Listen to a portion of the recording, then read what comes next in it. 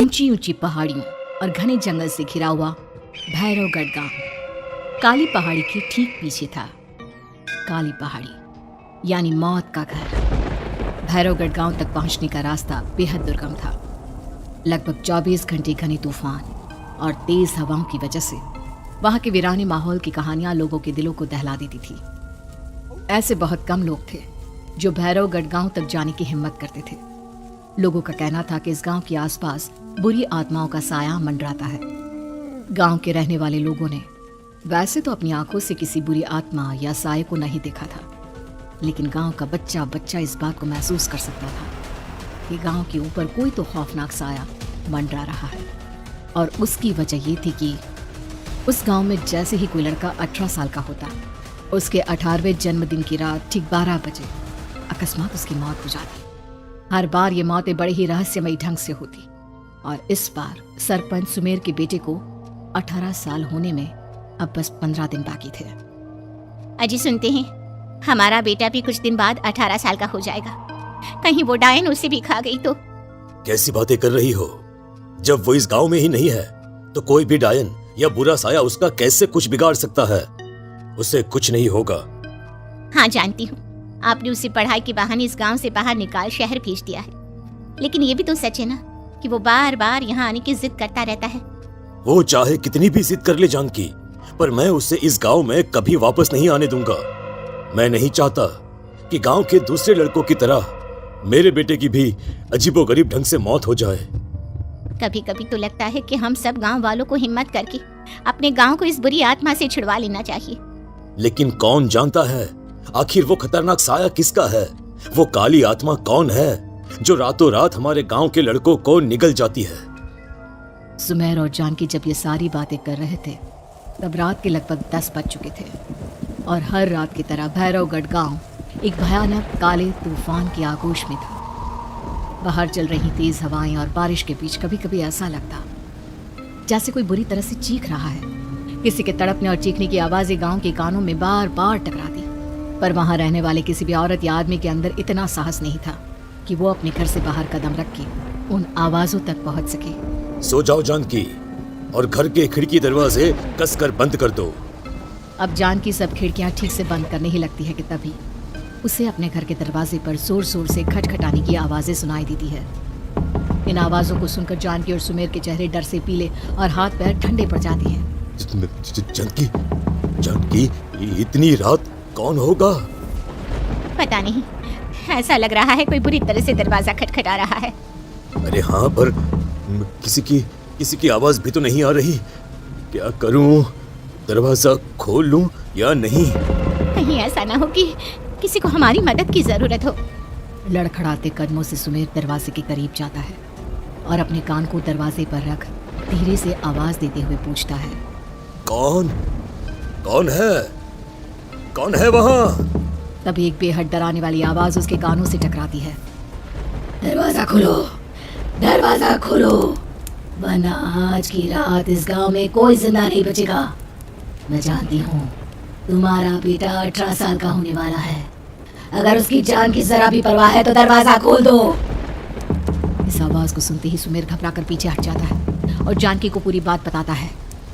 कहीं वो डायन हमारे घर तक तो नहीं पहुंच गई? अब हम क्या करेंगे? मुझे दरवाजा खोलना ही होगा जानकी। मेरे पास अब कोई रास्ता नहीं है। इतना कहकर सुमेर डर से अपनी दोनों आंखें कसकर बंद करता है और कांपते हाथों के साथ झटके से दरवाजा खोल देता है। तभी किसी के जोर से हंसने की आवाज सुमेर और जानकी को सुनाई देती है। उस आवाज को सुन दोनों दरवाजे की तरफ देखते हैं और सामने अपने बेटे राहुल को खड़ा देख दंग रह जाते हैं। राहुल के हाथ में उसका मोबाइल होता है जिसमें से वो आवाज बज रही थी। ये क्या मजाक है?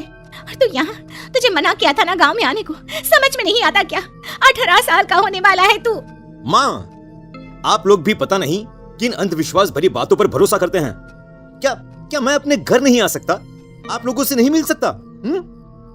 देख बेटा, हमने तुझे किसी वजह से ही इस गांव से दूर रखा था और यहाँ आकर तूने अच्छा नहीं किया। चल, मैं तुझे अभी के अभी वापस शहर छोड़कर आता हूँ। ओफो पापा, आप बेकार की बातों से परेशान हो रहे हैं। बाहर इतना तेज अंधड़ तूफान चल रहा है, कहीं जाने की जरूरत नहीं है। मैं बस आप लोगों से मिलने आया हूँ। कुछ दिन रहकर चला जाऊंगा। दिमाग खराब हो गया है इस लड़के का। नहीं जानता कि इस गांव में ये सुरक्षित नहीं है। किसने कहा था तुझे यहाँ आने को? ये आवाजें सुन, बाहर से जो आवाजें आ रही है तुझे सुनाई नहीं देती क्या? अरे माँ, जब जोर से तूफान चलता है, तेज हवाएं चलती हैं, तो इसी तरह की आवाजें आती हैं। ये बहुत नॉर्मल है माँ। नॉर्मल होगी तेरे लिए बेटा। 4 दिन शहर में पढ़कर आया है तो अपने माँ बाप की बात नहीं मान सकता। माँ, मुझे अभी बहुत जोरों से भूख लगी है। पहले कुछ खिला दो, और रात भी बहुत हो गई है। हम इस बारे में कल बात करते हैं, ठीक है? राहुल के वापस आ जाने से जानकी और सुमेर की आंखों की नींद उड़ गई थी। खाना खाने के बाद राहुल तो अपने बिस्तर पर जाकर सो गया, लेकिन जानकी और सुमेर पूरी रात उसके कमरे के बाहर पहरेदारी करते रहे। उन्हें पल पल इसी बात का डर था कि कहीं उनके बेटे को कुछ हो ना जाए। रात बीतती है, सुबह का सूरज निकलता है। अब जैसे ही वो राहुल को नींद से जागते देखते हैं तो उन दोनों के दिल को सुकून मिलता है। अरे माँ, पापा, आप अभी तक यहीं बैठे हैं क्या? पूरी रात सोए नहीं? जिनकी जवान बेटी की जान को खतरा हो, उन माँ बाप को नींद नहीं आती बेटा। बेटा, अब तो वापस शहर चला जा। देखो माँ, मैं किसी जरूरी काम से इस गांव में आया हूँ, और वो काम पूरा होने के बाद मैं खुद यहाँ से चला जाऊंगा। काम? गांव में तेरा क्या काम है? पापा, मैं बचपन से ही इस गांव के बारे में बेहद डरावने किस्से सुनते आया हूँ। इसीलिए अब मैं उन्हीं किस्सों के ऊपर डॉक्यूमेंट्री फिल्म बनाऊंगा। रिसर्च करना चाहता हूँ कि आखिर सच्चाई है क्या। हे भगवान, लो जी, सुन लिया, और भेजो इसे पढ़ने के लिए शहर। मैंने आपसे पहले ही कहा था, मेरी बहन के पास दूसरे गांव भेज दो। ना ये शहर जाता और ना उल जुलूल की बात इसके दिमाग में आती। जानकी और सुमेर राहुल को समझाने की बहुत कोशिश करते हैं, पर वो किसी की बात नहीं सुनता और अपना कैमरा लेकर गांव के पास वाली काली पहाड़ी की तरफ लेकर जाता है।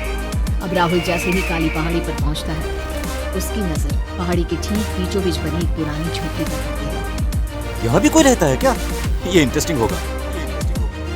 राहुल की आवाज पहाड़ों से टकराकर उसके कानों में सुनाई दे रही थी। उसने चारों तरफ का नजारा देखकर वहां की तस्वीरें अपने कैमरे में उतारना शुरू कर दिया।